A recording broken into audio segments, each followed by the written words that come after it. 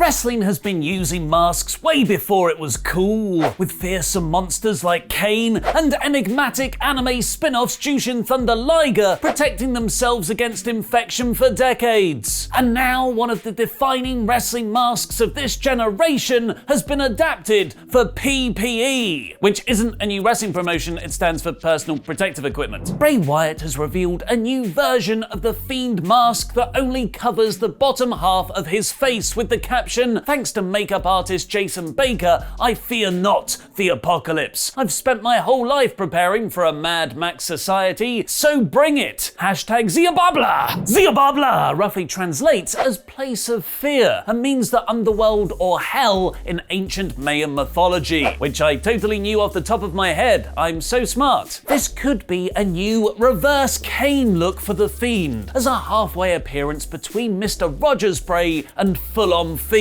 especially with Bray wearing the Fiend's snake-like contact lenses, which might emerge in his feud with Braun Strowman, as Wyatt gets more and more fiendy every match. Or because this is wrestling, it's merchandise. Remember, visit WrestleTalkMerch.com now for this t-shirt. Tom Savini, whose studio is behind many of the Fiend gimmicks props, has been offering to make custom masks on Twitter, and WWE themselves have brought out a range of wrestling themed masks for the pandemic, although the Fiend's one looks more like it's come out of a child's goodie bag than an adult horror collectible range. There is a difference, mum. None, however, will ever come close in pure terror to this Hulk Hogan mask from the 80s. Kill it!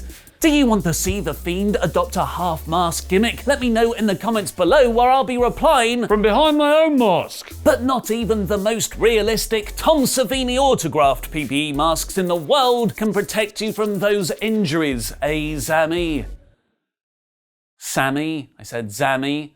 Like Sami Zayn is one word. Last week, WWE stripped Sami Zayn of his Intercontinental title because of reasons. It was simply announced Zayn could no longer compete, with no proper explanation. So SmackDown would be staging a tournament to crown a new IC champion, which is hard to complain about when you get matches like Daniel Bryan versus Drew Gulak and Shinsuke Nakamura versus AJ Styles.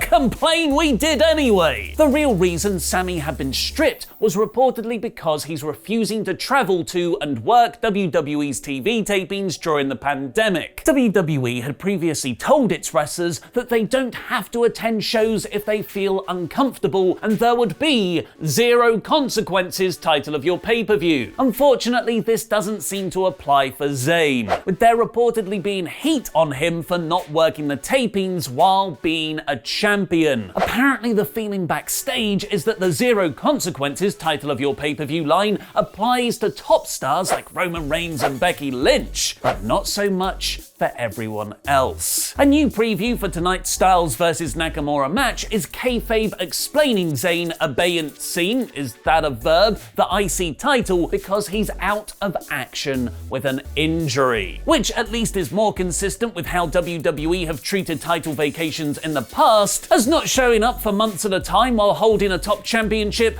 is usually okay. But over in AEW, there are some very real injuries going into tomorrow night's Double or Nothing PPV, which is different from PPE. Thanks for your support on Patreon. He's no jackass, Dano. Despite a cracking go-home episode of Dynamite on Wednesday night, several top stars picked up injuries on the show, all of whom are on Saturday's card. Rey Fenix is said to be banged up after his insane top rope dive completely missed the 8 people waiting to catch him. Thankfully, though, the Wrestling Observer is reporting he will be okay to compete in Double or Nothing's casino ladder match, because that's what he needs, higher things to jump off. Matt Jackson of the Young Bucks, who hasn't been on AEW TV for the 2 months since Total Lockdown, Big An also hurt himself during a dive, as he's believed to have broken a rib during the show's closing football field brawl. He's still scheduled to fight in the 10-person Inner Circle versus the Elite featuring Matt Hardy Stadium Stampede. But most seriously is top women's division heel and real-life dentist, don't you know, Britt Baker, who has excelled as a bad guy since turning in January, becoming one of the best characters in the promotion. And now with AEW set to have 2 women's matches on the main card of a pay-per-view, I'm seeing double here, 4 women's feuds. It looks like those plans and Baker's in-ring push will be scrapped for a long time. As Brian Alvarez has heard, she probably suffered a torn ACL in the women's tag match on Wednesday's Dynamite, in the spot where Chris Statlander and Shida threw Nyla Rose onto her in the corner, potentially putting her out for a year. In happier times before her injury, Baker appeared on this week's AEW Unrestricted podcast, where she spoke about the difficulties of managing her Montague and Capulet-style romance with current NXT champion Adam Cole. Bay. Britt was infamously shown on camera at last November's NXT War Games, where the feed cut to her memeable reaction to Tommaso Ciampa throwing her boyfriend off the top of a cage. It's like a PPE mask almost. This was apparently a mistake by the NXT production team, as they just cut to her because she had a good reaction. Yeah, no kidding. Not realizing she wrestled for their direct competitor, AEW. Triple H apparently apologized to her afterwards and said he hoped her appearing on camera didn't get her any heat from where she worked. Thankfully, it turns out AEW's backstage area doesn't run on paranoia and constant fear, as Britt has revealed Tony Khan has no problem with me going to watch Adam Cole's live shows, which is more than can be said for Triple H himself. Baker revealed that WWE told Adam Cole he can't come to AEW shows. For All In, actually, he had a plane ticket booked and then they told him you can't go. He still flew in, but ended up just watching the show on his phone in his hotel room. It seems NXT's stance might have softened though, as Baker went on to say he was allowed to attend AEW's New Year's show, where she also put over how close Cole is with the Young Bucks after their time in ROH and the Bullet Club together. AEW Double or Nothing is taking place tomorrow night, so subscribe to WrestleTalk and enable notifications to always on to watch along with Luke Owen and Laurie Blake live. And ahead of the big show, we got to talk to the man challenging for the AEW title, Brody Lee, who, spoiler,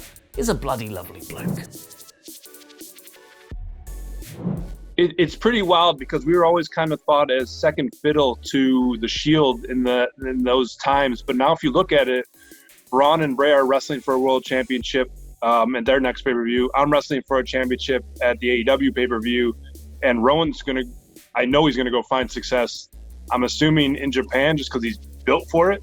I think they made a big mistake releasing him, but personal feelings aside, yeah, it was a wild time to be there, and as a group, we had something very special, and I'm not sure that they tapped into it completely as they could have.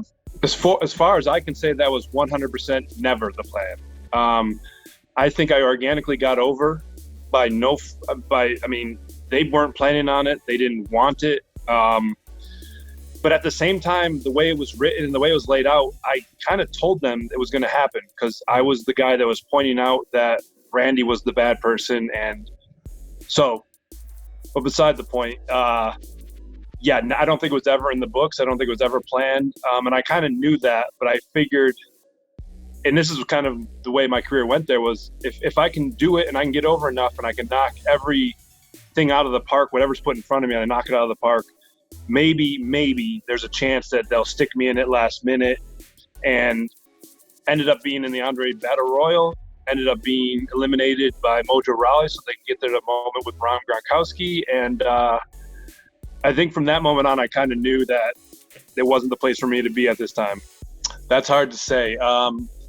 I'm always a big fan of Zack Ryder, Matt Cardona, and I'm always a big fan of Eric Rowan. So, but I also think that Eric Rowan's going to make a huge he's going to come into his own in the next when this pandemic ends and when wrestling comes back, I think he's going to come into his own and make people, think they made a huge mistake eventually.